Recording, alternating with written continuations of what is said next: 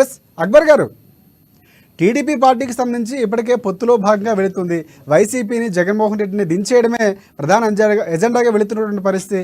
ఇటువైపు మేనిఫెస్టో కూడా సిద్ధమైపోతుంది వైసీపీ. కానీ ఇంకా పొత్తుల అంశమే ఒక కొలిక్కిరానటువంటి పరిస్థితి కనిపిస్తుంది. సో దాన్ని ఏ విధంగా చూడొచ్చు అంటారు? పొత్తులకు సంబంధించి ఎప్పటికీ కొలిక్కొచ్చే అవకాశం ఉంది?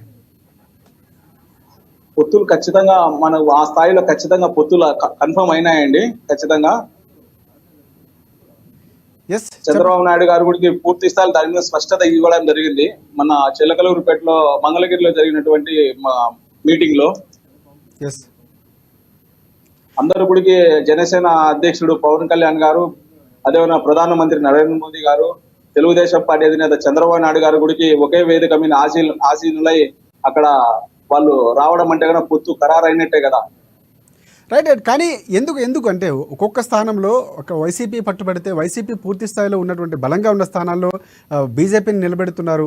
ఓడిపోయిన స్థానాల్లోనే బీజేపీ కొన్నిసార్లు బయటకు వస్తున్నటువంటి పరిస్థితి. ఎందుకు బయటకు వచ్చి ఈ పార్టీకి ఈ నేతకి ఇస్తే మేము పూర్తి స్థాయిలో మద్దతు తెలపమని కూడా చెప్తున్నటువంటి పరిస్థితి? అంటే పొత్తులో అలియన్స్లో ఉన్న భాగంలో ఎందుకు అంత కలిసి ఉండడం వెళ్తున్నటువంటి పరిస్థితి కనిపించట్లేదు? ఎందుకు ఈ గందరగోళ పరిస్థితి ఏర్పడుతుందని ప్రధానంగా మీ మీద విమర్శ వినిపిస్తుంది. దానికి ఏం చెప్తారు?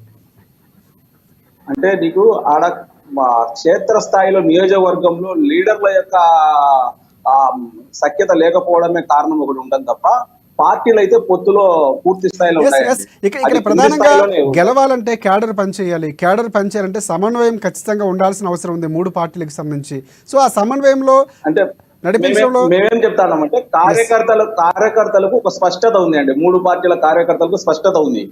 లీడర్లలోనే కొద్దిగా నీకు వాళ్ళ యొక్క కలయికలో కొద్దిగా లోపం ఉంది తప్ప అది అడ్జస్ట్ అవుతుందండి ఖచ్చితంగా. అది ఎప్పుడైనా సరే పొత్తులు ఉన్నప్పుడు అక్కడక్కడ కొద్దిగా ఇబ్బందులు అనేది కామన్ అవన్నీ. అంటే వైసీపీని ఎదుర్కోవడానికి ఖచ్చితంగా సిద్ధమైపోతాం ఆ టైంకి అనుకుంటున్నారు. వాళ్ళు సిద్ధమని ఇప్పటికే సిద్ధమైపోయినటువంటి పరిస్థితి కనిపిస్తుంది. ప్రచార సభలు కూడా నిర్వహించబోతున్నారు, బస్సు యాత్రకు సిద్ధమవుతున్నారు. అంటే వాళ్ళు సిద్ధం అనే సభలు ఏ దానికి సిద్ధం అనే దానికి పెట్టుకున్నారో అర్థం లేని సభలుగా మారిపోయినాయండి ఈ రోజు రాష్ట్రంలో. ఈ సిద్ధం అనే సభలు వచ్చేసి ఒక్కసారి ఏ దానికి సిద్ధం అనే దానిపైన వాళ్ళే స్పష్టత ఇస్తే బాగుంటదండి. రైట్.